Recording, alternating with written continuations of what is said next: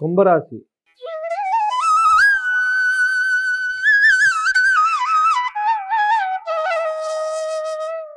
ధనిష్ట 3, 4 పాదాలు, శతభిషం 4 పాదాలు, పూర్వభద్ర 1, 2, 3 పాదాలు ఈ రాశి వారికి చెందుతాయి.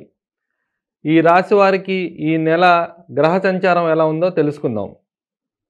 ఈ రాశి వారికి లగ్నంలో శని, ద్వితీయంలో రాహువు, తృతీయంలో గురువు, అష్టమంలో కేతువు, దశమంలో శుక్రుడు, లాభంలో రవి బుధ కుజులు, సంక్రాంతి తర్వాత వ్యయంలో రవి సంచారం చేయటం జరుగుతుంది.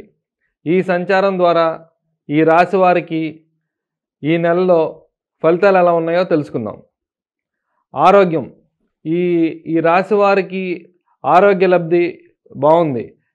మంచి ఆరోగ్యంగా ఉంటారు. ఉల్లాసంగా ఉత్సాహంగా గడుపుతారు. దీర్ఘకాలిక వ్యాధులు కూడా తగ్గుముఖం పడతాయి. ఈ రాశి వారికి కుటుంబ సభ్యులతో చిన్న చిన్న కలహాలు వచ్చే అవకాశం ఉంది. కాబట్టి జాగ్రత్తగా ఉండవలసిందిగా సూచించుతున్నాము. ధనరాబడి తగ్గుముఖం పడుతుంది.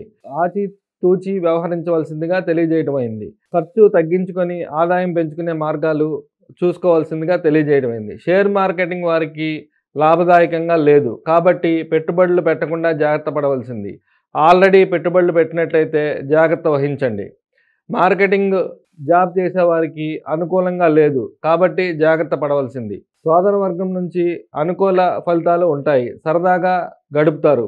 విందు వినోదాల్లో పాల్గొంటారు. ఆస్తి పంపకాల విషయంలో సోదర వర్గం నుంచి మీకు అనుకూల పరిస్థితులు ఏర్పడతాయి.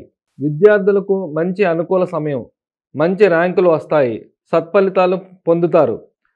మంచి కళాశాలలో సీట్లు వస్తాయి. తల్లి ద్వారా మీకు అనుకూలమైన ఫలితాలు ఉన్నాయి.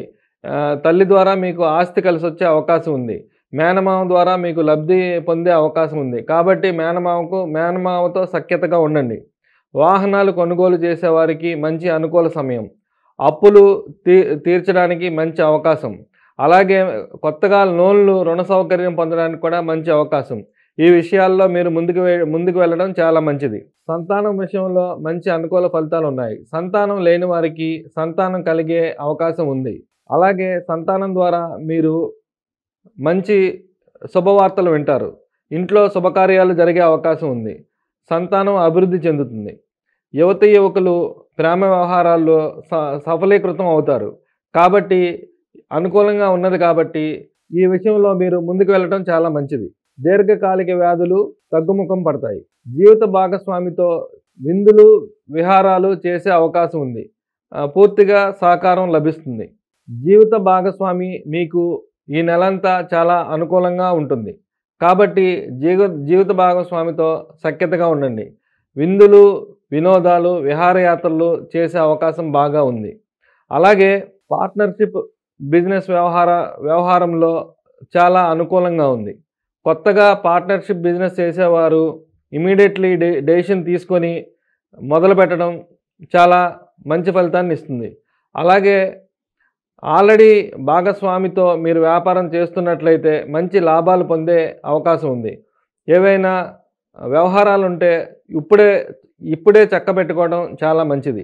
ఈ రాశి వారికి వాహన యోగం, కొత్తగా వాహనాలు కొనే యోగం ఉన్నప్పటికీ చిన్న చిన్న యాక్సిడెంట్లు అయ్యే అవకాశం ఉంది. కాబట్టి వాహనం నడిపేటప్పుడు జాగ్రత్తగా ఉండవలసిందిగా తెలియజేస్తున్నాను. వీలైతే ప్రభుత్వ వాహనాల్లో బస్సు రైల్లో వెళ్ళటం చాలా బెటరు. తండ్రి ద్వారా మీకు మంచి లాభం ఉంది. అంటే పిత్రార్జితం కలిసి రావటం కానీ, తాత ముత్తాతల ఆస్తి మీకు కలిసి రావటం కానీ ఈ సందర్భంలో జరిగే అవకాశం ఉంది.